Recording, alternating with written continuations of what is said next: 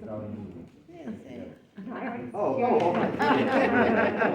Thank you. I got a rebuttal. Yes. No rebuttals? At this time, do we have a representative for Diana Richardson? She's on. Zelnor Maya? Rodney Speaker? No. Okay. At this time, ladies and gentlemen, I'm going to ask you to welcome our guest speaker. And he is a very, very important person. He's a pilot. And before we get into it, he will tell you much more about it. So please welcome Brian Worthington.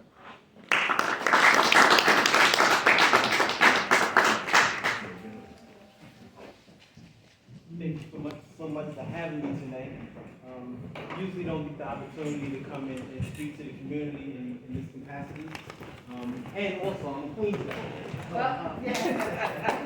So I'm here in Brooklyn today to give you guys some information and hopefully make some new friends. Right? So just give a little bit about myself. Yes, I'm a pilot. I actually own a company. It's called Flights King NYC.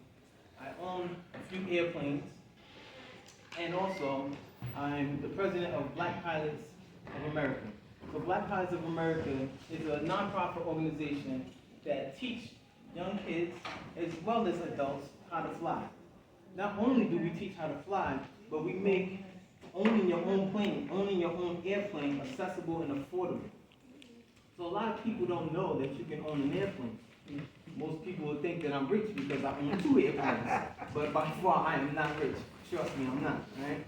But I'm here today to try to just give some information and really, hone this thing in. I appreciate the speakers that came up here and they started talking about the youth.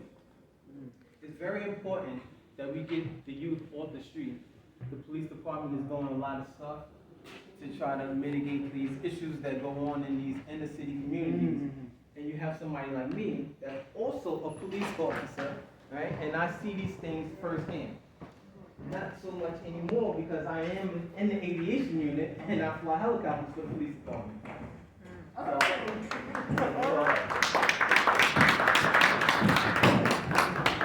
So aviation is thick in my blood.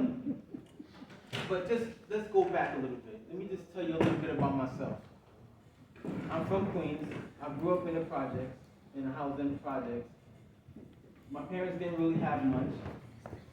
Now I grew up around a lot of negativity, and I was able to make it out of those little issues that I grew up around. Right? So I started getting into a lot of trouble back in the days, and I was just smart enough to kind of get out of that. So what helped me get out of that? One is I like my freedom, and jail is not for me. Right? Like everybody else in this room, jail is not for you guys, right? Jail is not for me. So one of my good friends ended up getting locked up. Got locked up for 15 years. That day he went to jail, that day I said, that's it for me. Not that I was doing anything extremely bad, right? But I was just hanging around the wrong people and the wrong environment. So I decided, you know what? I love airplanes. I'm that guy that'll go to the airport and just go like this and smell the jet fuel, right? Just smell the jet fuel. They need to make jet fuel cologne, right? And I definitely will wear it. So I was that guy, right? So I lived close to LaGuardia Airport, and I used to go and watch the planes take off and land, and then I would wonder, how do these planes stay in the sky? What's making these airplanes stay in the sky? How do they fly? Where do people go? I want to go where they go, So I went to JFK. I got a job right out of high school just because I wanted to be around airplanes. So I worked there for a little while, and I decided, you know what? Working on the planes, loading the planes, not good enough for me. I want to kind of get in the front and fly the things, right? But it was never accessible to me. How many people in this room, by show of hands, walked on the airplane and saw black pilots? 1, 2, 3. 3 people. How many people in this room right now? Right? You don't see black pilots, right? You just don't see them, right? We don't see cousins. All right, 2 cousins. But 2 cousins, but how many other people in here have family members that are black pilots, right? We don't see them. Why we don't see them? That's the question. Why we don't see them? One reason why we don't see them, because you don't know that you can obtain a pilot's license. right? Where do you go to start training to become a pilot? People don't know these things. And it's simply because we just do not know, right? So we have to get the word out there. So continuing on with the story, working in the airport wasn't enough. So I said, you know what, I'm gonna go to college. So I went to Vaughn College of Aeronautics, which back then it was called College of Aeronautics, right across the street from LaGuardia Airport. I went there and I tried to get into the pilot program. You know what they said? Nope. Your grades are horrible. It's not gonna work for you. So I just had to stay resilient, right? So I stayed resilient because that's something I really wanted to do. Had nothing, had no knowledge about it, but it's something I really wanted to do. So I decided, you know what? Instead of me going into the pilot program, maybe I'll go into the mechanical program. So I went to the mechanical program. It was just extremely expensive. Can't pay for it. Yeah. Now I'm looking for loans and things like that, right? Can't get these loans. So I said, all right, I guess I'm going to the military then. So a funny story with the military. How many military people in here recently? Shotgun wedding. Say again? Oh. Shotgun wedding. Shotgun wedding, that's you. Okay.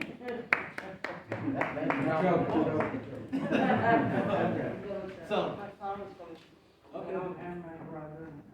Good. So, military people, quick story for you. I walked into the recruiter's office and I said, I don't care what you do. I want to be around an airplane. I don't care what you give me. Send me around airplanes and I'll be good, right? So they all started laughing. They all laughing at me. I'm looking at them like, what you laughing at? I want to go around airplanes. Send me around an airplane. So they said, okay, we send you to airborne school. I said, is that going to put me around the airplane?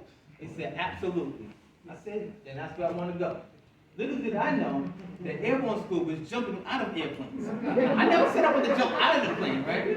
I want to stay in the plane. I want to fly it, not jump out of it. But I went to airborne school. I went to the United States Army. I was stationed in Fort Bragg in the 82nd Airborne Division, and I became a paratrooper in the infantry unit, right? So I was a paratrooper. That's the wings you see up here, right? So my job was to jump out of an airplane, find the enemy, and kill him. That was my job, right? But that wasn't good enough for me. That's not what I signed up for. However, jumping out of an airplane was probably the best thing I ever did in my life. I absolutely loved it. And when I got out of the military, I went and started jumping again, on my own, right? So, from there, still not good enough, because I really want to fly these things, right? So, I decided, you know what? Instead of me staying here, let me do something else. So, I ended up going to aerosol school, right? Aerosol school, repelling from helicopters now. Like, wait a minute. I'm jumping out of the planes. I'm repelling from the helicopters. I want to fly the thing. What's going on? Hopefully, this is a step closer to where I want to go, right? So that's the next set of wings you see down there, right? So from there, I ended up traveling all over the world. Been to Germany, been to Europe, a bunch of places throughout Europe. Been to South America, been to Oman, been to Ukraine, Bosnia. So many different places, right? That opened up my eyes. We think we have it bad here. We think the crime and things are bad here. Wait until you go to a third world country and see what it's like over there, right? So, in hindsight, we actually got it good, right? We got it good. So, stayed in the military for a while, and my brother was a police officer here in New York. So, 9/11 happened, and that's when I just kept on going all over the place, right? So, I ended up getting into an aviation unit in the military before I got off for active duty. So from there, I learned how to work on aircraft. Hence, that's what I went to school for, right? So now I'm starting to get closer to this aircraft again, not jumping out of it or sliding down from a rope. So I was in an aviation unit working on Black Hawk helicopters. Another great thing. So I became a mechanic in the military, then a door gunner, and a crew chief, right? So now I'm getting closer and closer to aviation. But there was one problem. There was one serious problem, and these are the issues that some of our youth go through today. They don't realize how smart they are. Nobody ever challenges them, right? In the schools, what are the schools teaching these kids right now, right? We don't get challenged. So I thought I wasn't good enough, right? I thought I wasn't good enough. I was getting bad grades in school. When I went to college for that short period of time, I really wasn't doing that well in college either, right? So they told me, if you want to be a pilot, you can take the test, right? If you fail the test, you take it one more time. If you fail again, you can never do it again. So that scared the bejesus out of me. I said, you know what? If I fail this test, then my dreams will be shattered. So guess what? I never did it, right? I didn't do it. I ended up getting out of the army. My brother, like I said, my brother was a cop here in New York. He was telling me I'm going all over the place. He's like, just come home, just come home. He was, super scared of me traveling all over the world. So I decided to come home, but I didn't want to give up the military. So what did I do? I joined the National Guard. That's the next best thing, right? So now I'm in the National Guard, but I got lucky. I ended up getting into an aviation unit in the National Guard. So I was out in Ronkonkoma working on these aircraft, and I just happened to pass by Republic Airport in Farmingdale, and I saw a sign saying, "Learn to fly here." Yes, sir.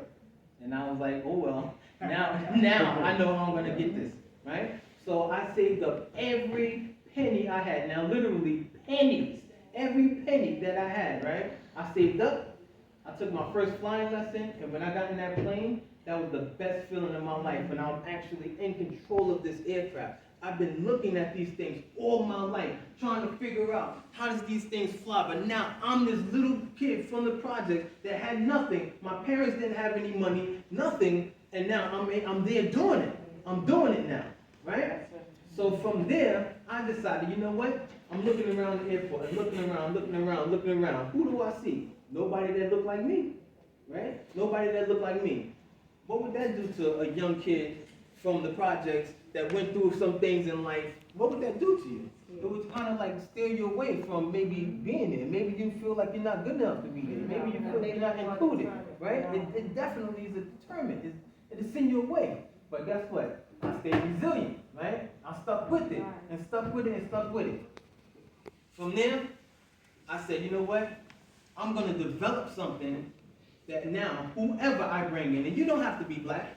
It's not about being black, right? I happen to be a black guy, but it's not about being black, right?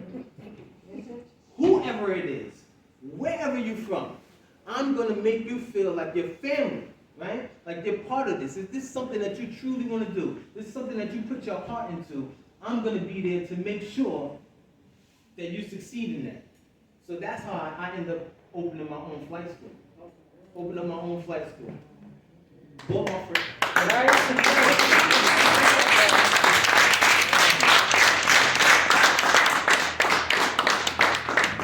End up buying my first airplane. End up buying another airplane. End up getting all of my friends and my family and other people involved in aviation. From when we started our organization back in 2014. Now, mind you, the organization's been going on for years, but we just, became part of the organization. When I started the organization, started my chapter here in New York, I personally brought in 30, 40 people, right? And out of those people that I brought in, and I took them up in the airplane for their first flight, some of them said, you know what, I'm going to buy an airplane. They went and bought airplanes before they were pilots. Right? Bought airplane before they were pilots. Became pilots. Got their instrument rating, got their commercial rating, and now they're flying kids around and they're giving back to the community. And that's what it's all about. Is what you have is now our duty to give that back to the community. And that's what I'm here for, to give back to the community. So, not from that, but to add on a few more things. I'm also the president of Black Pilots of America, New York Metro chapter, and I'm the vice president of the national organization, right, of Black Pilots of America, Inc. I'm also part of Tuskegee Airmen, Inc., for the Govan chapter of that organization. And that young kid that came from the project, that didn't have anything, now I have what I want. I'm living my dream. And it's, again, my duty to give that back. So, I just want to leave you guys with one more thing. How many people can name an airport in New York City? Airport in New York City. Anybody? LaGuardia. LaGuardia, okay. Another one? Kennedy. All right. Can anybody name another one in New York City? Nakano, something. No, that's. Nope. I mean, yes, it is, but it's not an active airport, right? All right. So now let's add Long Island to the mix. Now we got JFK, and we got LaGuardia in New York City. Let's add Long Island into the mix. Got MacArthur, right? So we up to 3 airports now, right? What else? Is it another one?